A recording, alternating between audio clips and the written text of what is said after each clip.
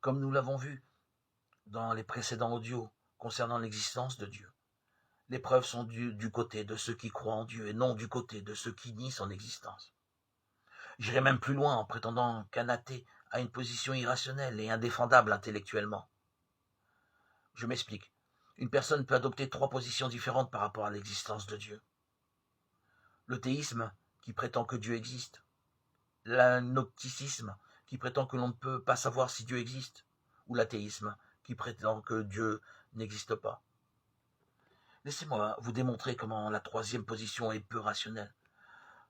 Supposons que je dise à un groupe de personnes que j'ai caché une pièce rare, $1 en argent, quelque part dans la ville, et que je les lance à sa recherche. Quelques heures plus tard, les gens reviennent. Certains tout heureux racontent avoir trouvé le dollar d'argent. Ils représentent les théistes. D'autres disent être perturbés, affirmant avoir cherché, mais ne pas avoir réussi à trouver le dollar d'argent. Ils reconnaissent cependant que la ville était très grande et que la pièce pourrait être cachée à un endroit dans lequel ils n'ont pas cherché. C'est la raison pour laquelle ils ne savent pas si la pièce d'argent est vraiment cachée dans la ville ou non. Ce groupe correspond aux agnostiques. Un 3e groupe déclare avoir cherché le dollar d'argent, mais ne l'ayant pas trouvé, ils décrètent qu'il n'existe pas. Ces gens représentent les athées. Bien que d'autres personnes disent avoir trouvé le dollar d'argent, les athées les rejettent, pensant qu'elles sont dans l'erreur ou ont été trompées. Et si on les prie de continuer à chercher, les athées répondent que cet effort est une perte de temps.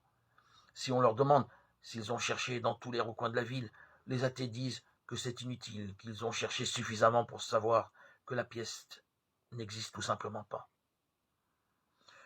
Nous pouvons voir que les conclusions des 2 premiers groupes de cette petite histoire sont défendables intellectuellement.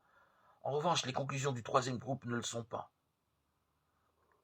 Je suppose que c'est la raison pour laquelle le célèbre athée Isaac Asimov, écrivain américano-russe, connu pour ses ouvrages de science-fiction et de vulgarisation scientifique, a un jour déclaré « Pendant des années, j'ai essayé d'être athée pour des raisons intellectuelles, mais j'ai réalisé que c'était impossible.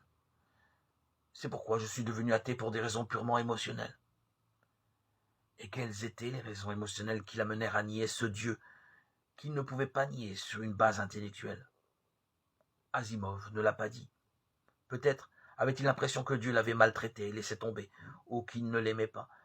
Peut-être savait-il au fond de lui-même que croire en Dieu impliquait une certaine responsabilité morale qu'il ne voulait pas assumer. Qui sait? Le plus important est que, pour nous, aucune raison émotionnelle ne nous empêche de reconnaître l'existence de Dieu. Et si Dieu existe, pouvons-nous imaginer quelque chose de plus important que de découvrir qu'il est et à quelle vie merveilleuse il nous destine? Moi, je n'y arrive pas.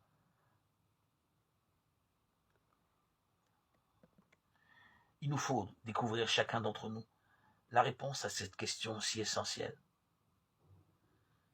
En fait, rien n'est plus éloigné de la vérité que de croire que la Bible est un livre classique, quelle que soit la manière dont on l'examine. Cet ouvrage se distingue des autres comme étant le plus unique de tous les temps. La Bible peut nous donner par les fruits de l'esprit la foi en Dieu et ranimer la flamme, le feu de l'esprit pour grandir au-delà des raisons intellectuelles que peuvent donner certains athées ou scientifiques, en étant seulement guidés par la foi. La Bible, lue jour après jour, nourrit notre foi et fait grandir en nous la croyance en ce Dieu d'amour qui est notre Seigneur Jésus-Christ.